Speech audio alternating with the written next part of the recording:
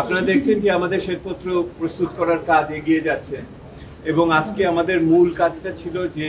তথ্য উপাত্তের সম্বন্ধে যে ধরনের বিবেচনাগুলো আছে সেই বিবেচনাগুলো নিয়ে সরকারের ভিতরে যারা তথ্য উপাত্তকে সৃষ্টি করেন, পরিবেশন করেন,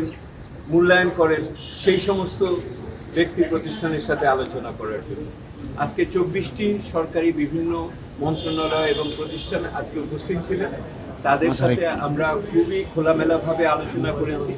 আমাদের দিক থেকে যে সমস্ত চাহিদা আছে সেটা একদিকে যেমন হলো তথ্য উপাত্তের হালনাগাদ পরিস্থিতি কী আছে, ওনাদের কাছে এমন কিছু আছে কিনা যেগুলি ওনারা এতদিন ওনারা প্রকাশ করতে পারেন নাই,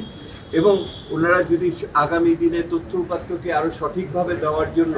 কি কি পদ্ধতি অবলম্বন করা যেতে পারে সেগুলি সম্বন্ধে কোনো পরামর্শ থাকে সেগুলি আমরা শুনেছি। বিশেষ করে আগামী বার্ষিক উন্নয়ন কর্মসূচিকে দিক নির্দেশনা দেওয়ার জন্য অথবা পঞ্চবার্ষিক পরিকল্পনার বাস্তবায়নের ক্ষেত্রে অগ্রগতি বা ঘাটতি কেন এরকম হচ্ছে ইত্যাদি বিষয়,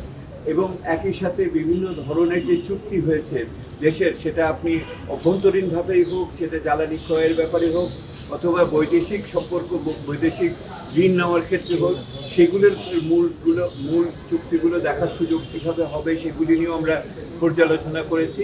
এবং আগামী দিনে ওনারা যে মনে আরও যদি অন্যান্য আমাদের চাহিদাপত্র অনুযায়ী ওনারা লিখিতভাবে আমাদের পরিবেশন করবেন সেগুলি আমরা বিভিন্নভাবে ব্যবহার করব। এবং আগামী দিনে এই সমস্ত তথ্য উপাত্তের ভিত্তিতে আমাদের অংশীজনের সাথে যে আলোচনাগুলো হচ্ছে অব্যাহত থাকবে আগামী 1 মাস ধরে, সেগুলোতেও আমরা এইগুলি ব্যবহার করব এবং ওটার সঠিকতা যাচাইও আমরা মানুষের মনের ভিতর থেকেও, কথার ভিতর থেকেও আমরা বের করে নিয়ে আসবো। আর জানানোর জন্য আপনাদের বলি, আজকে 3য় সভা হবে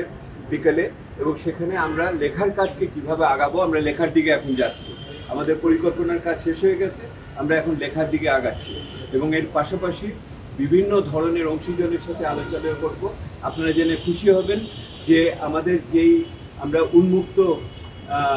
আহ্বান জানিয়েছিলাম জমা দেওয়ার জন্য নাগরিকদের বা সংশ্লিষ্ট ব্যক্তিদের, অত্যন্ত ভালো সাড়া পাওয়া গেছে। আমরা সেগুলিকে আমরা এখন নিজেদের ভিতরে পর্যালোচনা করে দেখছি